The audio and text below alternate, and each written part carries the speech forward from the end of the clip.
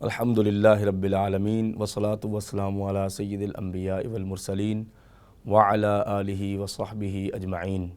ناظرین، پروگرام ہے جنت کا حصول اور میں ہوں ڈاکٹر سمیع اللہ زبیری۔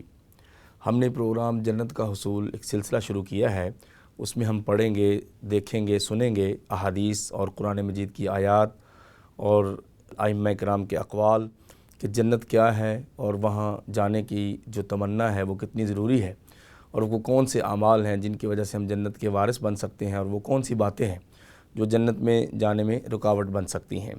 جنت ایک ایسی چیز ہے کہ جس سے ہم آئے تھے اور جہاں ہمیں لوٹ کے جانا ہے، اور جس وطن سے ہم آئے تھے اسی کی طرف ہمارے دل کی دھڑکنیں ہر وقت رواں رہتی ہیں۔ قرآن مجید میں اللہ تعالیٰ نے اس جنت کا خود شوق دلایا ہے۔ قرآن مجید میں ارشاد ہے وَسَارِعُوا إِلَىٰ مَغْفِرَةٍ مِّن رَّبِّكُمْ وَجَنَّةٍ عَرْضُهَا السَّمَاوَاتُ وَالْأَرْضُ أُعِدَّتْ لِلْمُتَّقِينَ کہ اے لوگو اس جنت کی طرف لپک کے آؤ، دوڑ کے آؤ، اور اللہ کی مغفرت کی طرف، جس جنت کا عرض یعنی اس کی چوڑائی زمین و آسمان کے برابر ہے، اتنی بڑی چیز ہے، اور اسپیشلی وہ تیار کی گئی ہے نیک لوگوں کے لیے، متقی لوگوں کے لیے جو قرآن و سنت کے مطابق اپنی زندگی گزارتے ہیں۔ اسی طرح اللہ تعالیٰ نے خود اس جنت کا تعارف اپنے قرآن مجید میں بہت سے مقامات پہ کروایا ہے، اور پیغمبر علیہ السلام نے اپنی احادیث میں بہت سی جگہوں پہ بتایا ہے کہ جنت کیا ہے، کتنی خوبصورت ہے، اور اس کے بارے میں ہمیں یہ آرزو دلائی ہے کہ ہم اس کی تمنا کریں، کوشش کریں اور اس کے لیے تگ و دو کریں۔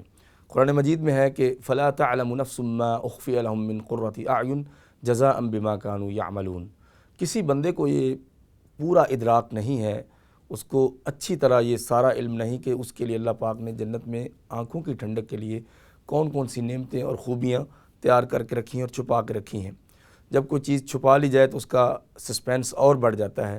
اللہ نے بھی وہ جنت اور اس کی نعمتیں ہمارے لیے چھپا کے رکھی ہیں، اور مومنوں سے وعدہ کیا ہے کہ جو بھی اللہ اور اس کے رسول کے مطابق زندگی گزار کے آئے گا اس کو وہ چھپی ہوئی نعمتیں ایک دن عیاں کر کے ان کے سامنے پیش کر دی جائیں گی اور وہ خوش ہو جائیں گے۔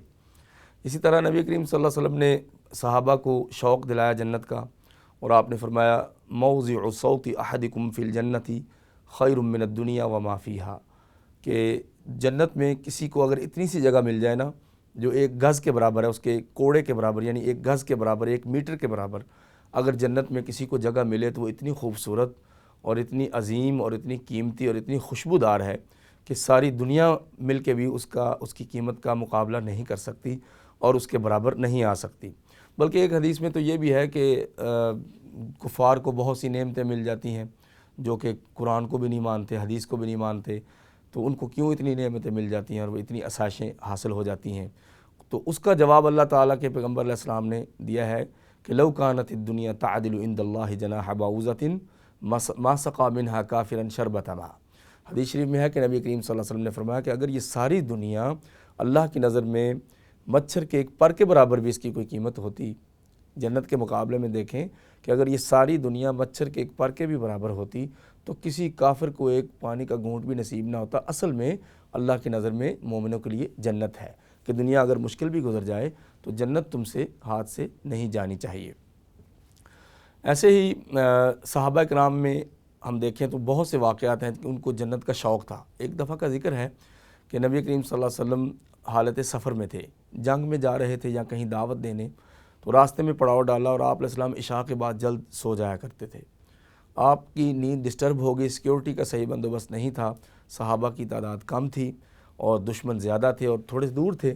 آپ علیہ السلام نیند کبھی خراب نہیں کرتے تھے کیونکہ یہ اللہ کی بہت بڑی نعمت ہے۔ آپ جب بیٹھے تھے تو لوگوں نے دیکھا کہ کچھ بے چینی ہے، تو آپ علیہ السلام نے کہا کہ میری رات کو حفاظت کون کرے گا؟ من یحرسنی اللیلہ، آج کی رات میری سیکیورٹی کون کر سکتا ہے؟ کیونکہ یہ اسباب ہیں اور ان کو اختیار کرنا ضروری ہے، یہ سنت ہے کہ اسباب جو ہیں وہ ہم اختیار کریں۔ صحابی نے فوراً جو ہے اس موقع کو غنیمت جانا اور انہوں نے کہا کہ پھر مجھے کیا ملے گا؟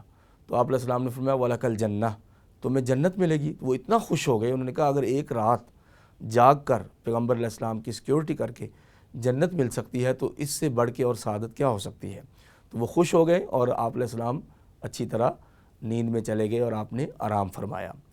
اسی طرح آپ علیہ السلام کے بہت سے خادم تھے، جیسے عبداللہ ابن مسعود، حضرت بلال اور حضرت ربیعہ بن کعب الاسلمی، بہت سے خادم تھے۔ حضرت ربیعہ فرماتے ہیں کہ میں پیغمبر علیہ السلام کو وضو کروایا کرتا تھا۔ تو ایک دن یوں ہوا کہ تہجد کے وقت میں نے وضو کروانے کے لیے آپ کا انتظار کیا۔ جب آپ اپنی دہلیز پہ آئے گھر کے باہر تو انہوں نے مجھے اپنی دہلیز پہ یعنی دروازے کے پاس بیٹھے ہوئے دیکھا۔ آپ علیہ السلام نے فرمایا یہاں بیٹھے ہو؟ انہوں نے کہا میں تو عشاء کے بعد سے ادھر بیٹھ گیا تھا کہ آپ کسی وقت بھی اٹھ سکتے ہیں۔ تو آپ اس قدر متاثر ہوئے کہ میری خدمت میں یہ شخص ساری رات عشاء سے لے کر تہجد کی نماز تک میرا انتظار کرتا رہا ہے۔ تو چونکہ بادشاہ بھی جب کسی چیز سے خوش ہوں تو نوازتے ہیں، تو پیغمبر علیہ السلام سے بڑھ کے دل کا غنی کون ہو سکتا ہے؟ آپ علیہ السلام نے فرمایا سل نہیں، کوئی چیز چاہیے تو مجھے بتاؤ۔